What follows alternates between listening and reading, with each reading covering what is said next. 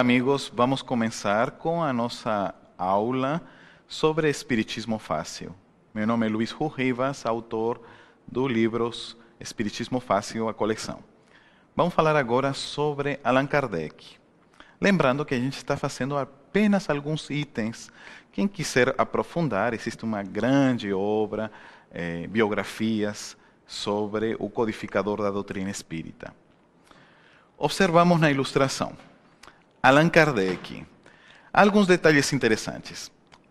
Quando a gente fez o trabalho Espiritismo Fácil, eu fiz inicialmente, como eu tinha comentado, para os meus filhos que são adolescentes, né? Hoje, todo adolescente é impressionante. Ele fica ao mesmo tempo na internet, no iPhone, no tablet, e tudo em simultâneo. Então, hoje, a gente tem que ter uma certa criatividade para poder comunicar melhor a doutrina espírita e falar na linguagem que eles falam, que não é fácil, né? Vamos falar então sobre Allan Kardec. O que acontece? Allan Kardec, ele, como vocês sabem, ele encarna numa época específica. Já tinha passado a Revolução Francesa, o mundo estava em um novo ressurgimento intelectual, e ele vai estudar, vocês vão observar na parte inferior da ilustração, ele vai estudar na escola de Pestalozzi, que era um grande pedagogo na Suíça, e aí estão vendo o castelo de Yverdun, sim? E na parte inferior está o Pestalozzi com muitas crianças. Esse é um quadro pintado, né, na época. O que acontece? Que o Pestalozzi, ele tinha uma proposta. A proposta do Pestalozzi não era somente a educação, a instrução, a gente aprender os conceitos, sino também que a gente seja uma pessoa humana, de bem, uma pessoa moralmente construída. Os alunos não deveriam sair das escolas apenas com os conhecimentos básicos, sino também com conhecimentos e com o coração preenchido, ser seres cidadãos nobres para a sociedade. E o jovem Allan Kardec, num momento chamado Hipólito Leon Denis Arrivai, vai absorver todo esse conhecimento de Pestalozzi. E vamos ver depois a influência que Pestalozzi vai ter também na hora da codificação da doutrina espírita. Por isso, não é só necessário o conhecimento, sino que esse conhecimento seja absorvido. Essa é a utilidade. Senão não adianta nada ter um planeta cheio de espíritas, mas sem nada no coração. Voltando à ilustração. Quando Allan Kardec retorna depois da Suíça, volta à França, e ele monta uma escola em Paris, ao estilo de Pestalozzi, bem com toda a intenção, né? Ele já vai tornar-se um grande pedagogo, vai ter um grande nome, conhecido como professor Rivail. Ele deu aulas na Sorbona, ele traduziu a Bíblia ao alemão, fez tratados de aritmética, era um homem muito respeitado.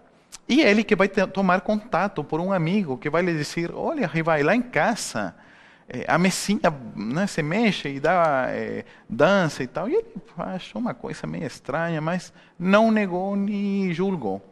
Só que depois falou o amigo: olha, em casa a mesa me dá respostas, ela se irrita e se mexe.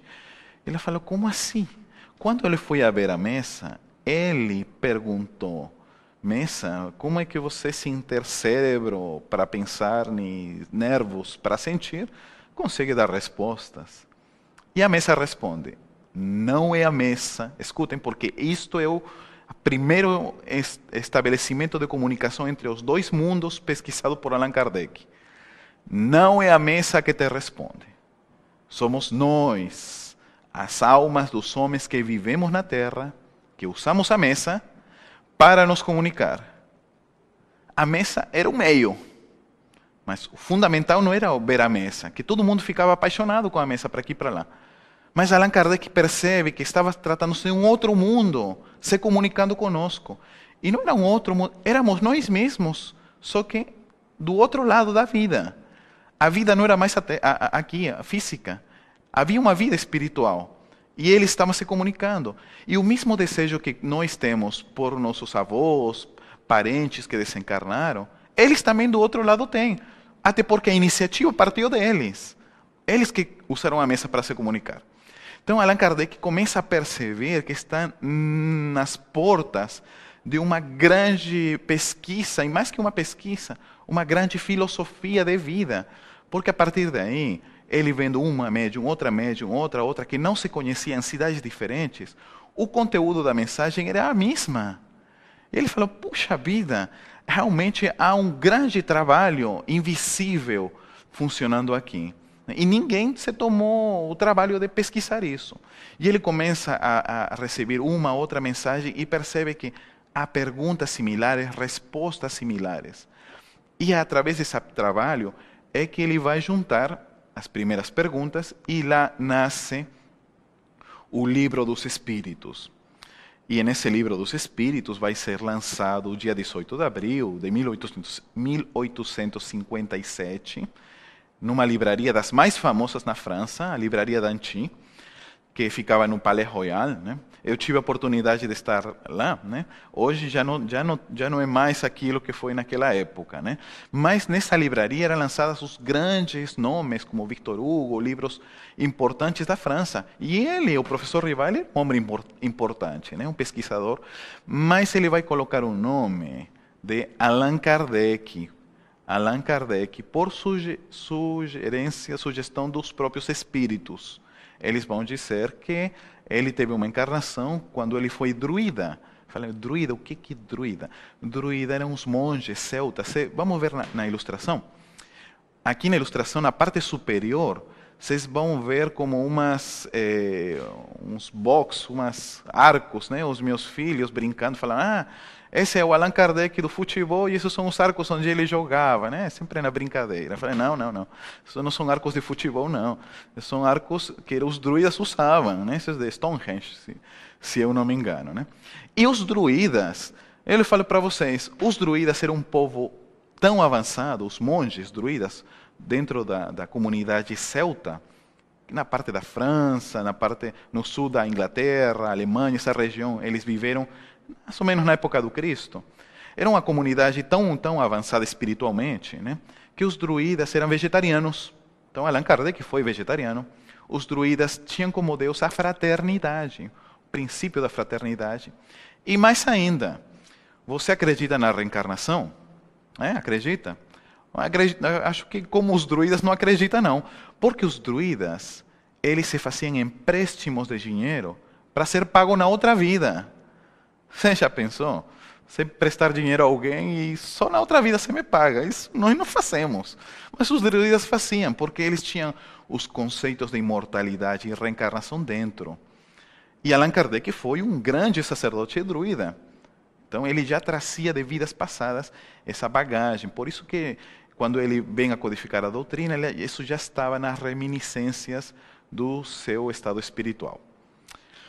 E observando, finalmente, vamos ver aqui a livraria d'Anty, que está embaixo, essa ilustração, se vê mais ou menos, e finalmente o túmulo de Allan Kardec, que fica na França, e também tem um dolmen, que é aquele mausoléu, aquela forma como eram colocados os druidas, e aí está o busto de Allan Kardec. Então, o que traz o Livro dos Espíritos? O Livro dos Espíritos vai começar, Allan Kardec, com a primeira questão, Deus. Mas Kardec não pergunta quem é Deus, ele pergunta que é Deus. É um novo começo. Porque até então, sempre a gente achava que Deus era alguém. Né? Quem fez isso? Foi Deus. Né? Quem? É Deus. Mas Kardec não. Já nasce com a ideia de Deus ser um conceito. E os espíritos não contradizem, pelo contrário, confirmam.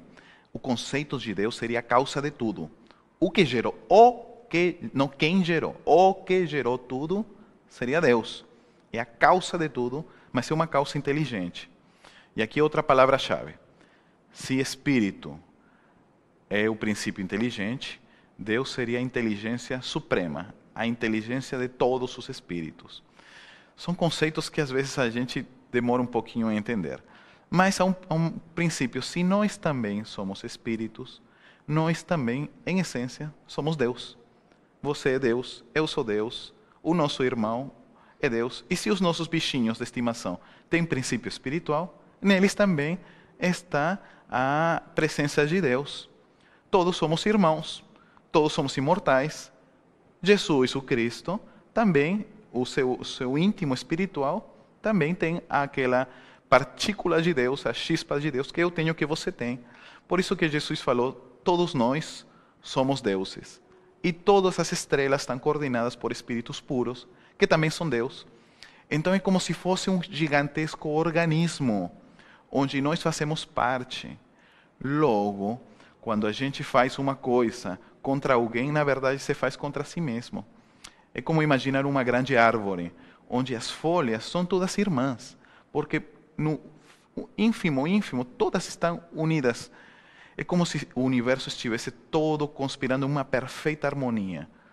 E a gente diz, ué, se há harmonia no universo, como entre nós humanos vemos tantas diferenças? É porque tem uma causa.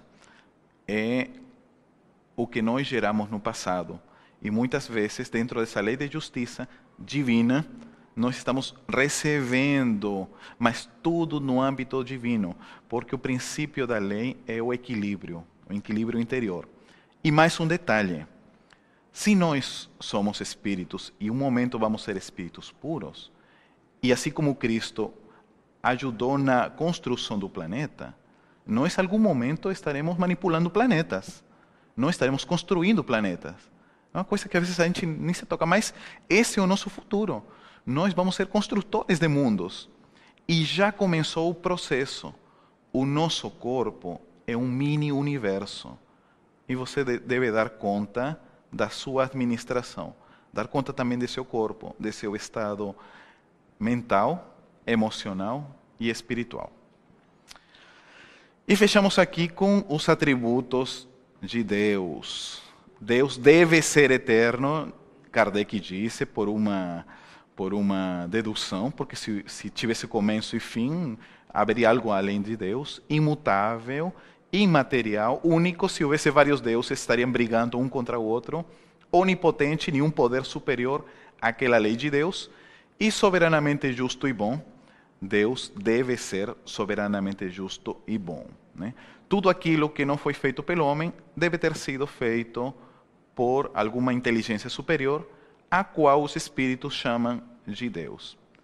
E assim terminamos a nossa terceira aula da série Espiritismo Fácil.